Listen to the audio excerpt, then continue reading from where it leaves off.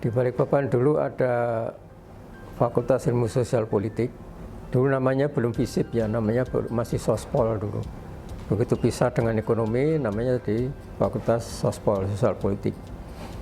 Kemudian saya mulai mengabdi di FISIP Balikpapan itu tahun 73 sebagai dosen tidak tetap.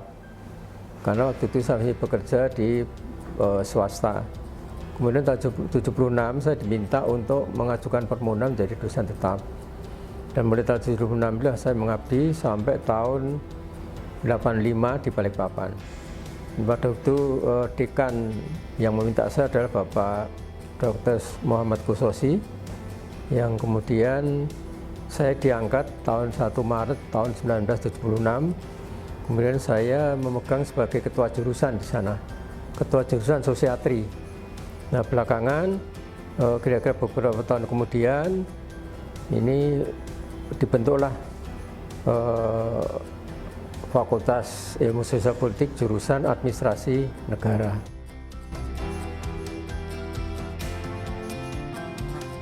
Tahun 85 ini saya diminta untuk pindah ke Samarinda karena waktu itu ada peraturan dari Direktorat Jenderal Pendidikan Tinggi bahwa kelas yang di Balikpapan dianggap kelas jauh. Di sekolah Balikpapan dianggap kelas jauh sehingga tidak diperkenankan. Nah, oleh karena itu maka oleh Rektor almarhum Profesor Sernadi itu sudah memerintahkan pada saya untuk segera sana di finishing out. Jadi tidak menerima mahasiswa baru, tapi yang ada dihabiskan.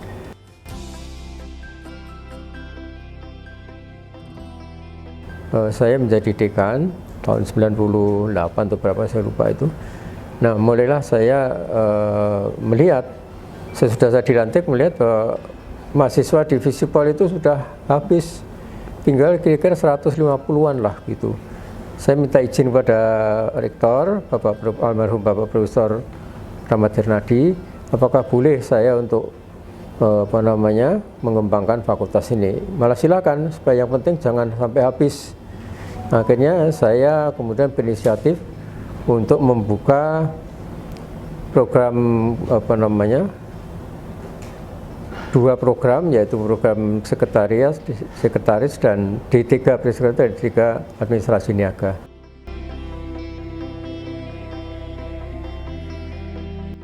Jadi waktu itu selang 2 bulan turunlah surat keputusan dari Dirjen Dikti yang isinya menyetujui bahwa Visipol bisa membuka program studi sekretaris dan administrasi niaga. Ini jadi cepat sekali itu karena saya betul-betul saya urus sendiri ke pusat, sehingga pas SK keluar pas penerimaan mahasiswa baru. Sehingga pada itu langsung kami umumkan di dalam penerimaan mahasiswa di Unmul mengenai program D3 dan D3 sekretaris dan administrasi niaga. Dan akhirnya sesudah selesai saya juga tidak menduga banyak peminatnya, ada sekitar 700. Nah, pikiran saya memang, saya itu pertama adalah mengutamakan kualitas dulu. Kualitas dulu, supaya jumlahnya itu, kuantitas dulu, jumlahnya itu supaya lebih banyak dulu, karena untuk menutupi mahasiswa yang hanya 150 itu.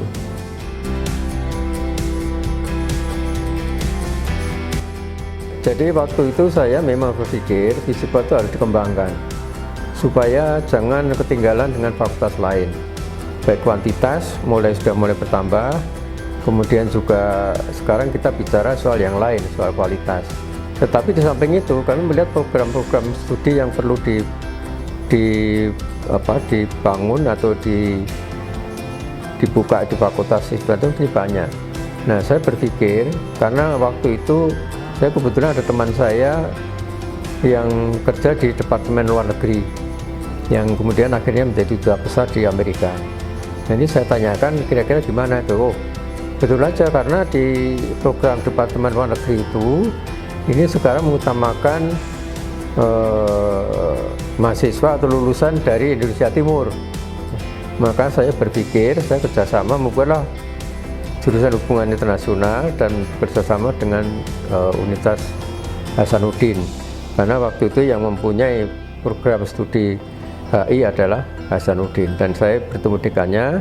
Kemudian kami sepakat tanda tangan dan akhirnya disetujui untuk membuka program studi itu. Rektor juga setuju dan mulailah itu kerjasama itu. Nah, karena kami belum punya dosen HI, kemudian sebagian itu dosen itu dari Makassar, dari Unhas, dan ini berjalan beberapa tahun. Akhirnya ini juga bisa berkembang, dan akhirnya HI itu mulai berkembang, dan beberapa dosen kita yang sudah bisa mengajar di situ kami berdayakan di situ. Saya bekerja sama dengan Universitas Brawijaya, yang kemudian waktu itu kebetulan dosen kami Pak Andri Baton yang sekarang rektor UB ya, Universitas Borneo, itu baru lulus S2 dari sana, sehingga saya minta supaya saya dibawa ke sana ketemu dengan dosen yang ada di sana, atau dekan FIA namanya, Fakultas Ilmu Administrasi. Saya juga berpikir lagi bahwa Universitas Mula Warman ini universitas negeri yang tidak punya fakultas hukum. Nah, saya berpikir gimana ya caranya untuk membentuk fakultas hukum itu, atau mendirikan fakultas hukum.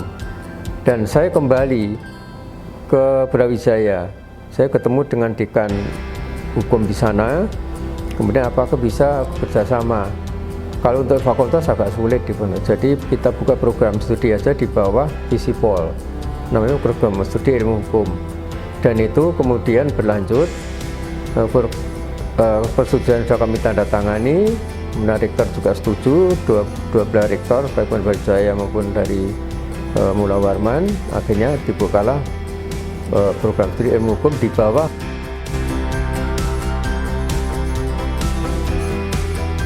Sebelum saya meninggalkan Visipol, diangkat menjadi pembantu rektor 2, saya bertekad bahwa harus jadi fakultas dulu, mandiri dulu. Saya ke Jakarta, saya ketemu kembali dengan Dirjen. Berkali-kali saya baru ketemu, akhirnya saya sampaikan, Pak, saya mohon ini akan jadi fakultas sendiri. Biayanya dari mana? Dia bilang gitu. Akhirnya saya minta dukungan dari gubernur, kepada DPR, dan dukungan itu saya bawa ke Dirjen. Pak, Pemda siap untuk membantu. Saya berkatakan gitu. Karena itu akan biaya, resikonya membuat fakultas itu biaya besar. Belum lagi biaya universitas sendiri, belum lagi pejabatnya, belum lagi tenaga pendidiknya, segala macam itu. Akhirnya kemudian saya sampaikan, saya bikin proposal. Saya bilang gitu, ada 3 program studi yang saya usulkan di Fakultas Hukum itu, yaitu hukum agraria, kemudian hukum hubungan bisnis, dan satunya hukum lingkungan. Ya. Kenapa itu? Karena saya katakan lingkungan itu di Kaltim mulai rusak, Pak, hutan mulai rusak, sehingga kami perlu sarjana hukum yang punya kapasitas berkaitan dengan masalah lingkungan. Ya, kemudian kenapa bisnis? Karena Kaltim itu masuk anggota BIMIAGA. Nah, itu BIMIAGA itu adalah kelompok termasuk Malaysia segala macam itu, yang ini berkaitan dengan masalah perdagangan, sehingga di situ nanti perlu ada kontrak-kontrak secara internasional. Pikiran saya waktu itu begitu. Nah, kenapa agraria? Karena banyak tumpang tindih mengenai tanah, Pak, di Kaltim itu berkaitan dengan hutan yang sudah rusak, kemudian statusnya bagaimana, kemudian belum lagi transmigrasi itu yang belum punya status. Nah, akhirnya beliau menyetujui, oke deh kalau gitu, setuju, tapi dengan catatan itu nanti sebagian dibiayai sendirilah oleh universitas itu untuk pembiayaan Fakultas Hukum. Saya iyakan aja, saya lapor Pak Rektor, ya sudah kalau gitu. Nah, kami kembali ke Brawijaya untuk bekerjasama berkaitan dengan masalah Fakultas Hukum ini, kemandirian Fakultas Hukum. Nah, kemudian beberapa tahun kemudian menjelang tahun yang kelima, nah ini ada masalah. Kami dipanggil oleh Pak Rektor Brawijaya bersama dengan Rektor Unmul. Beliau mengatakan, ini kami jadi pembinaan itu hanya 5 tahun maksimal. Sedangkan ini sudah menjelang 5 tahun, sudah tahun yang keempat. Kalau belum mandiri, kami terpaksa nanti mengundurkan diri, Pak. Kami stop. Wah, Pak Rektor udah bingung, gimana ini? Nanti kalau stop, mahasiswanya itu terus kayak apa statusnya gitu ya. Akhirnya saya ke Jakarta, kemudian saya kembali menghadap Pak Dirjen lagi, memohon supaya kemandirian ini segera dikeluarkan SK-nya.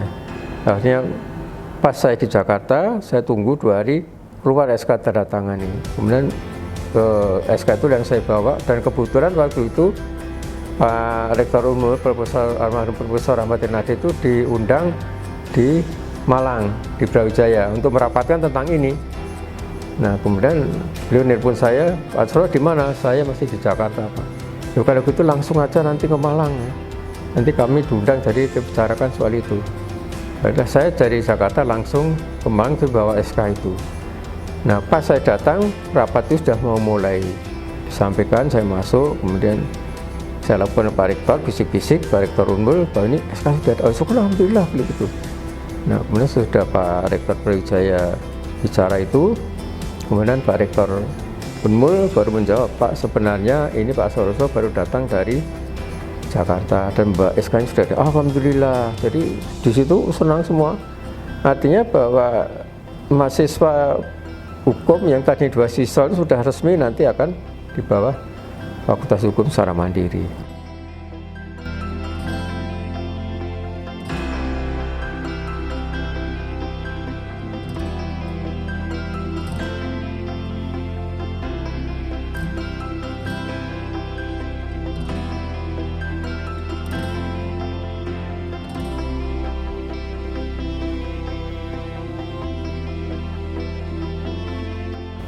Saya sangat gembira perkembangan Visipol pada saat ini, dan ini merupakan hal yang sangat bagus sekali ya. Sejak saya awal lahirnya di Visipol, kemudian sampai saya dimutasi, kemudian saya tidak tahu sampai sekarang, ini saya melihat perkembangannya sangat luar biasa. Kalau dulu pada waktu saya dekan, itu kesejahteraan itu sangat minim sekali. Ya, bahkan untuk menunggu ujian mahasiswa saja rebutan karena ada rupiahnya walaupun kecil.